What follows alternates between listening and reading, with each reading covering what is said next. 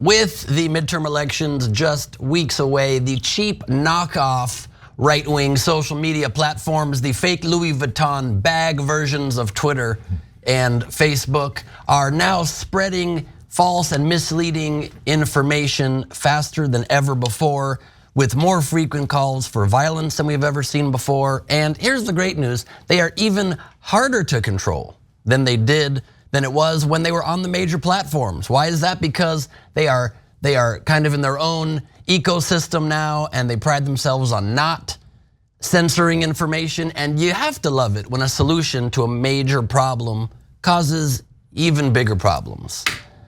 In an article in the New York Times titled "How Disinformation Splintered and Became More Intractable," they explained it like this. Today, there are dozens of new platforms, including some that pride themselves on not moderating or censoring, as they put it, untrue statements in the name of free speech. Pew Research, by the way, has found that at least 6% of Americans now regularly get their news from one of these pretty much, I'm gonna call them fake platforms. If they can say fake news, I'm gonna call them fake platforms that are in such an echo chamber that truth can't even exist. At least 69 million people have joined platforms like Parler, Gab, Truth Social, Getter, and Rumble that advertise themselves as conservative alternatives to big tech, according to statements by the companies. Though many of those users are ostracized from larger platforms, they continue to spread their views, which often appear in screenshots posted on the very sites that barred them. Let's go right to the next slide, because there's more to unpack here. Nothing on the internet exists in a silo, said Jarrett Holt, a senior manager on hate and extremism research at the Institute for Strategic Dialogue. Quote, whatever happens in all platforms like Gab or Telegram or Truth makes its way back to Facebook and Twitter and others. So even the content of people barred from these mainstream platforms finds its way onto those platforms, and in a much more difficult to control way.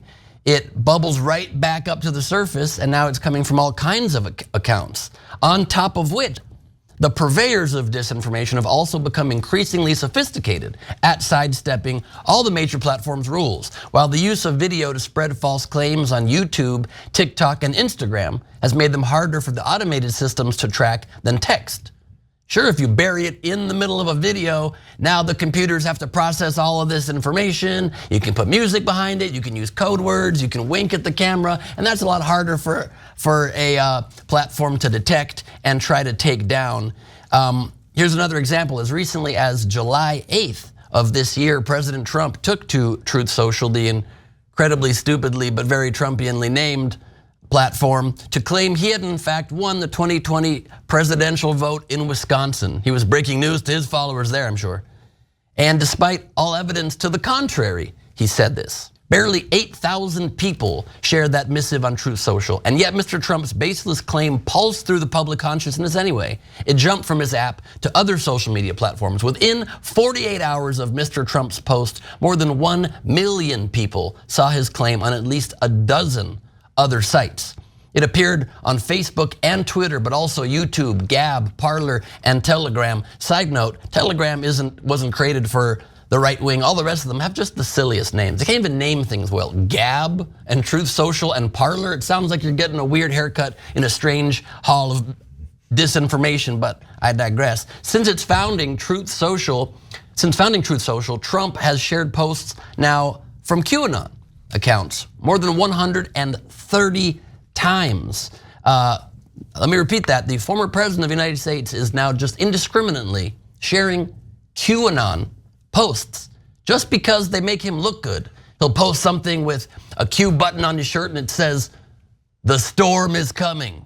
And why do they do it? Just because they want Donald Trump, he wants himself to be able to look like a superhero, like some guy coming out to save the world instead of actually having done it when he was in power and had a chance to do that. And even TikTok has become a hotbed of lies.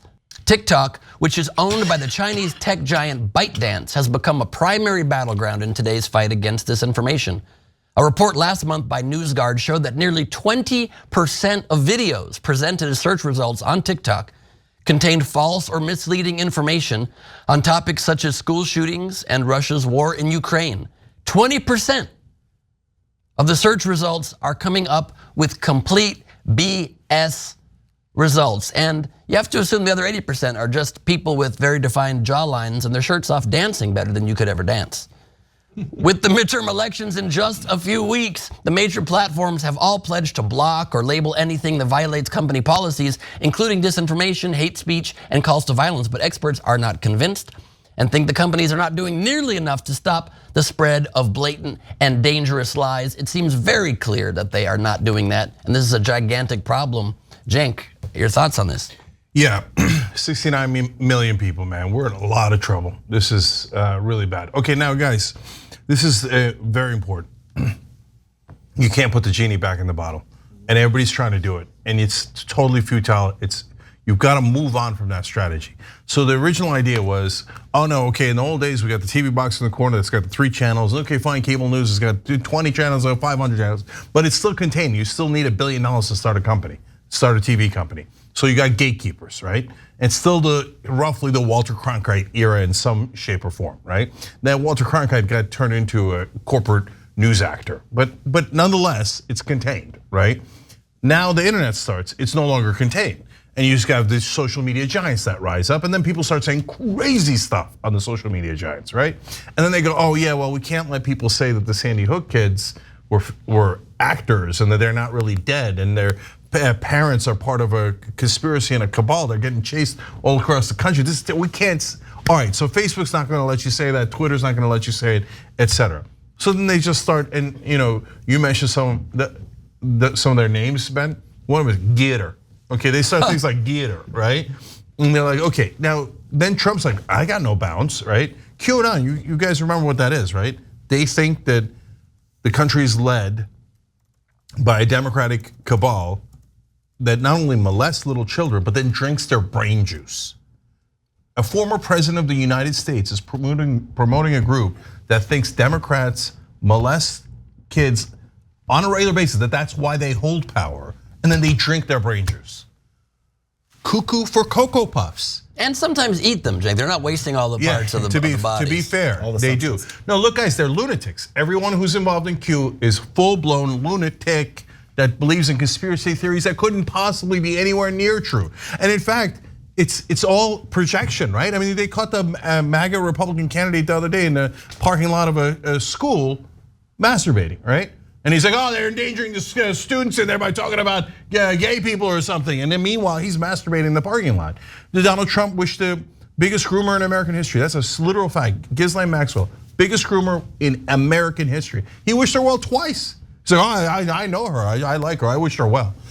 He said about Jeffrey Epstein, oh, Jeffrey really likes him young. Jesus.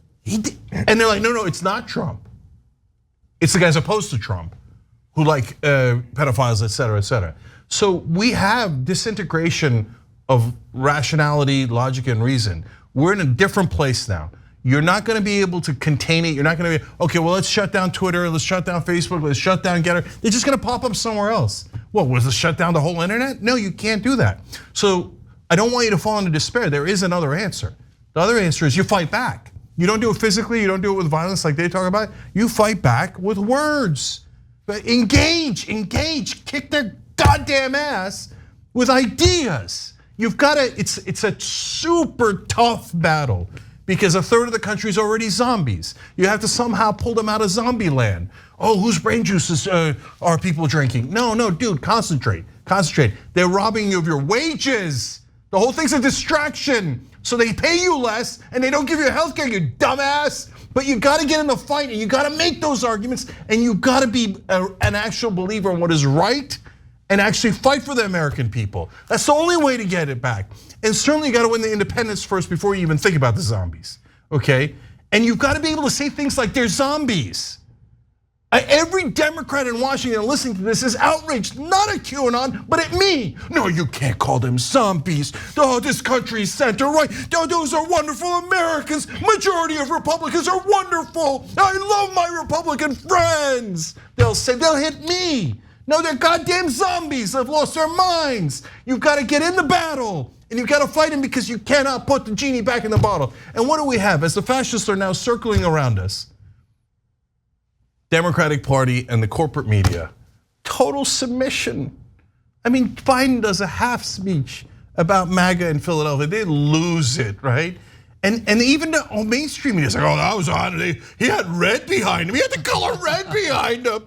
In that speech, he said, the majority of Republicans are wonderful people. Yeah.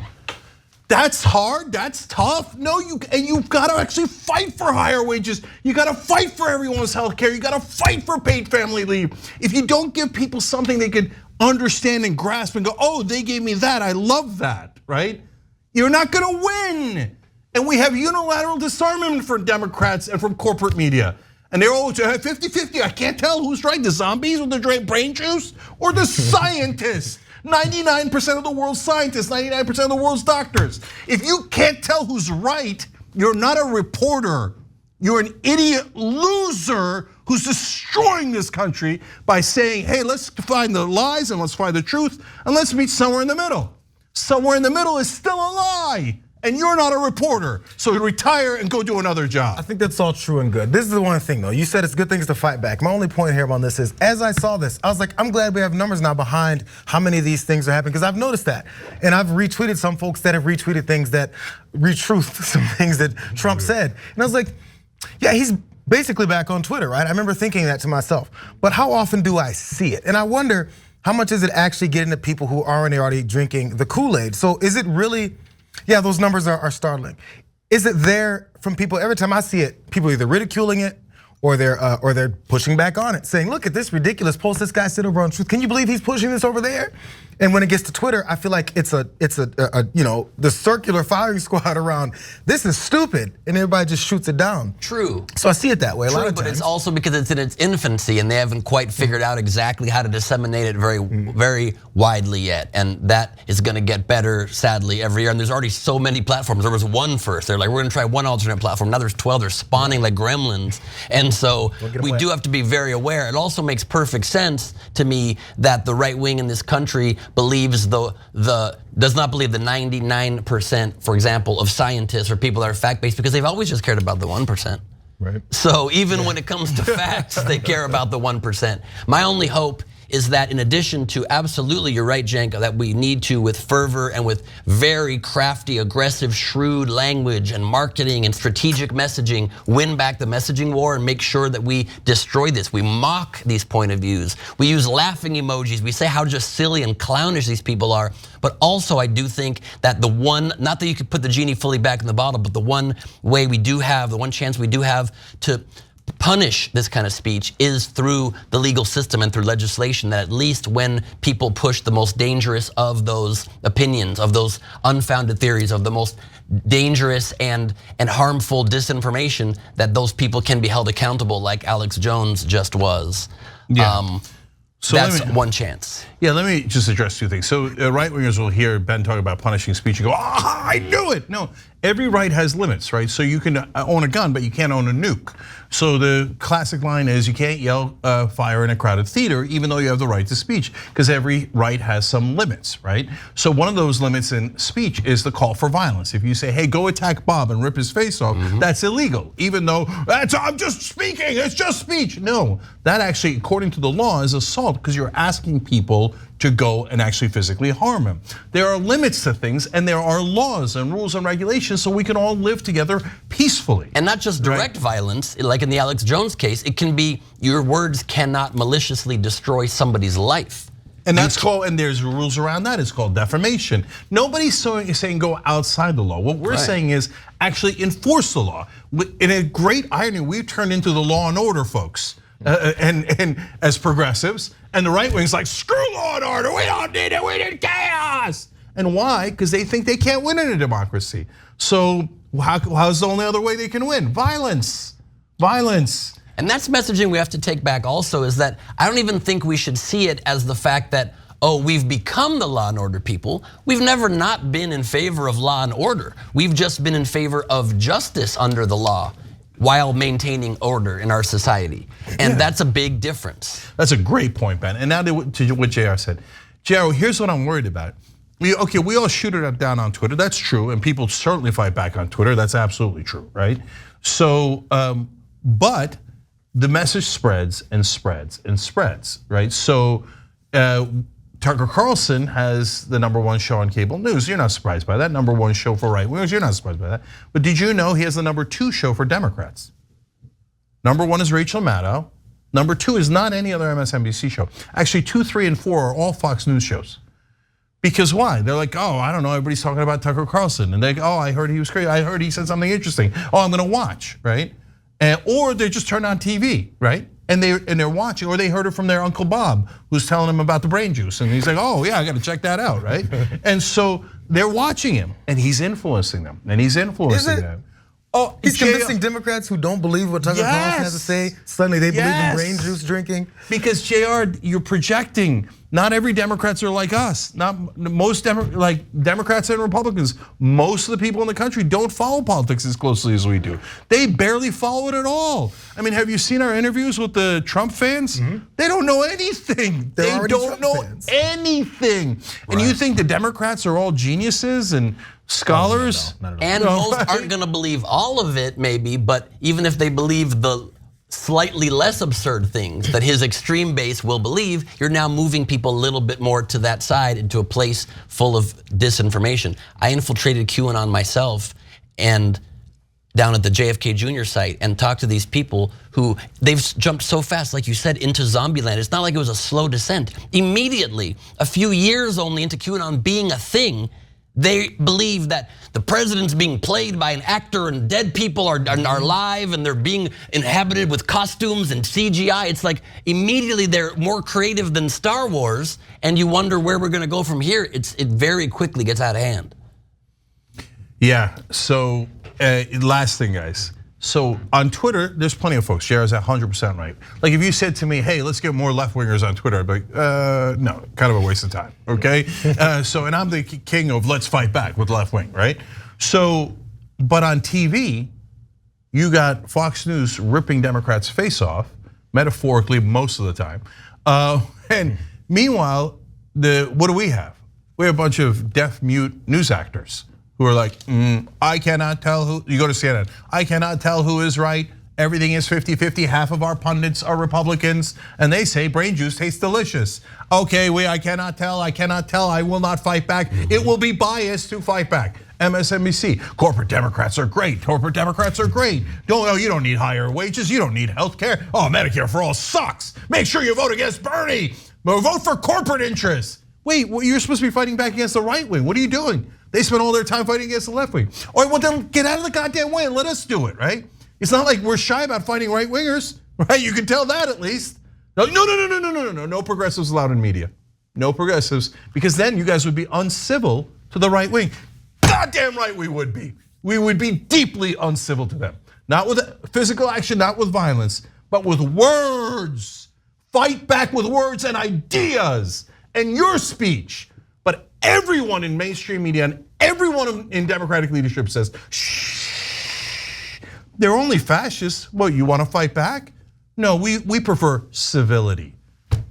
And that's when fascists win, when the other side refuses to fight back. We're in those waters right now.